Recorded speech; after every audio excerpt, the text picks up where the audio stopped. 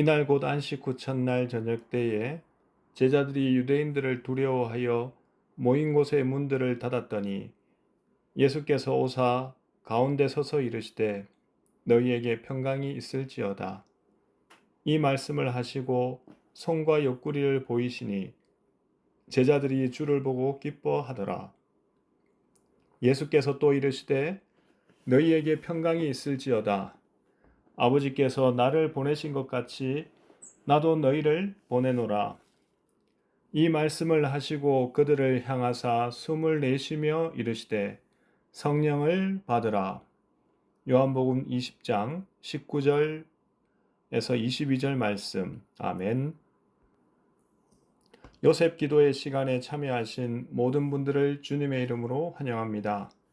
주님께서 우리가 드리는 모든 기도에 함께 하시고 가장 선하고 합당한 길로 인도하시길 기원합니다.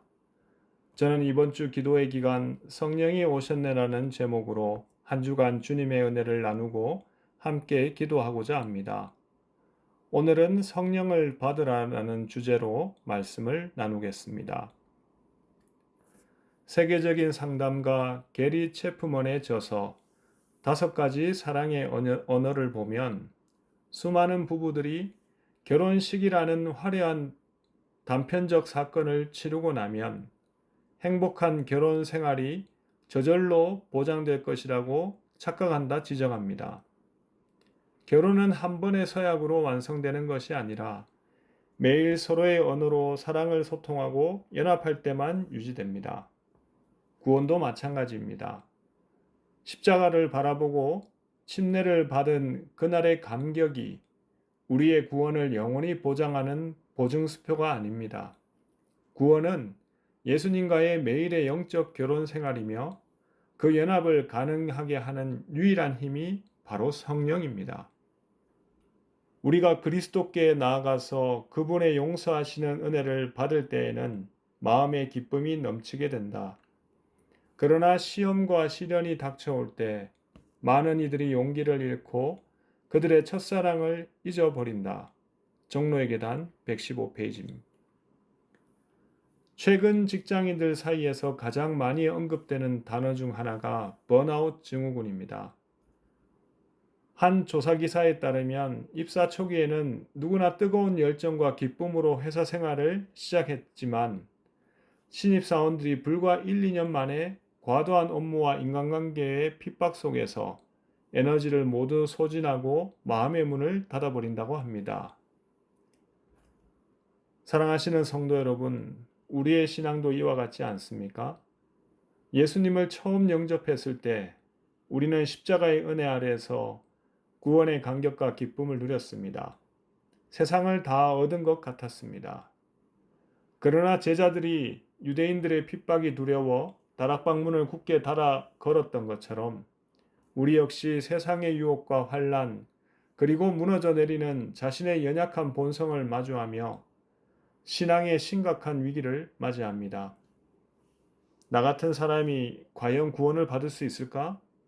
하며 믿음이 흔들리고 마음의 문을 닫아버리는 발단의 순간이 우리 삶에 찾아오는 것입니다. 여호와 하나님이 땅의 흙으로 사람을 지으시고 생기를 그 코에 불어넣으시니 사람이 생명이 되니라. 창세기 2장 7절 말씀. 아멘. 성령은 심령 속에 있는 영적 생명의 호흡이다. 성령을 주시는 것은 곧 그리스도의 생명을 주시는 것이다. 그것은 받는 사람으로 하여금 그리스도의 속성을 띠게 한다. 시대의 소망 805페이지.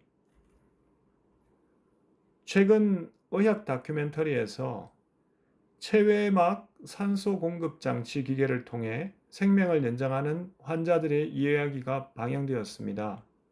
폐 기능이 완전히 망가진 환자는 기계가 지속적으로 산소를 혈액에 공급해 주지 않으면 단 5분도 생존할 수 없습니다. 어제 산소를 충분히 마셨다고 해서 오늘 숨을 쉬지 않아도 되는 사람은 없습니다. 예수님께서 제자들을 향해 숨을 내쉬셨다는 것은 창조 당시 아담에게 생기를 불어넣으신 재창조의 역사입니다. 영적 호흡인 성령은 한번 깊게 들이마시고 끝나는 것이 아닙니다. 오늘날 많은 그리스도인들이 10년 전, 20년 전에 받았던 은혜의 호흡으로 오늘의 영적 질식 상태를 버텨보려고 합니다. 그러나 성령은 매일 매 순간 공급받아야 하는 영적 산소입니다. 주님은 지금 이 순간에도 우리를 향해 생명의 숨을 내쉬며 성령을 받으라고 초청하고 계십니다. 나는 포도나무요 너희는 가지라. 그가 내 안에 내가 그 안에 거하면 사람이 열매를 많이 맺나니 나를 떠나서는 너희가 아무것도 할 수 없음이라. 요한복음 15장 5절 말씀. 아멘. 한번 은혜를 받았다고 하여 결코 타락할 수 없다는 가르침은 사단의 기만이다. 그리스도를 믿는다고 공언하면서 그분과 연결되어 있지 않으면 안전하지 않다. 각시대 대쟁투 471페이지. 제임스 클리어의 베스트셀러 아주 작은 습관의 힘에서는 목표 중심의 삶과 정체성 중심의 삶을 극명하게 대조합니다. 마라톤 완주라는 목표만 가진 사람은 결승선을 통과한 후 다시 예전의 게으른 삶으로 돌아갑니다. 하지만 나는 달리는 사람이라는 정체성을 가진 사람은 대회가 끝나도 매일 아침 운동화끈을 묶습니다. 현대 기독교의 가장 큰 비극은 구원을 십자가라는 목표를 통과한 후 얻어낸 자격증처럼 여기는 것입니다. 나는 한번 구원받았으니 영원히 안전하다는 생각은 우리를 영적 나태함으로 이끕니다. 하지만 요한복음 15장의 포도나무 비유는 명확합니다. 가지가 나무에 지속적으로 붙어 있을 때만 생명이 유지됩니다. 성령을 받는다는 것은 곧 예수님과 매일 연합하여 나의 자아를 십자가에 못 박고 주님의 생명으로 살아가는 치열하고도 아름다운 매일의 순종입니다. 이 말씀을 하시고 그들을 향하사 숨을 내쉬며 이르시되 성령을 받으라. 요한복음 20장 22절 말씀. 아멘. 하나님께서 창조 때에 흙으로 사람을 빚으시고 생기를 불어 넣으시어 온전한 생명이 되게 하셨습니다. 마찬가지로 우리가 회개하고 침례라는 구원의 예식을 거칠 때 하나님은 우리에게 성령을 선물로 주시어 온전한 그리스도인으로 다시 태어나게 하셨습니다.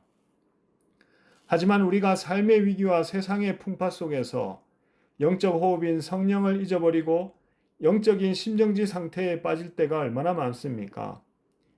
이때 부활하신 예수님께서 닫힌 문을 뚫고 들어오십니다. 우리를 꾸짖지 않으시고 또다시 우리를 향해 숨을 내쉬며 말씀하십니다. 성령을 받으라. 주님은 우리가 한 번 받은 구원의 기억에 멈춰서 죽어가는 것을 원치 않으십니다. 우리에게 다시 성령을 허락하심으로 생명의 근원이신 예수님과 지속적인 연결 속에서 살아가도록 오늘 이 아침에도 역사하고 계십니다.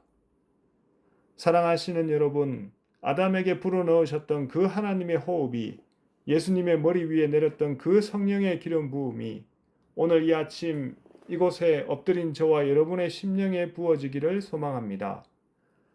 우리의 호흡만으로는 세상을 이길 수 없습니다. 우리의 결심만으로는 거룩해질 수 없습니다.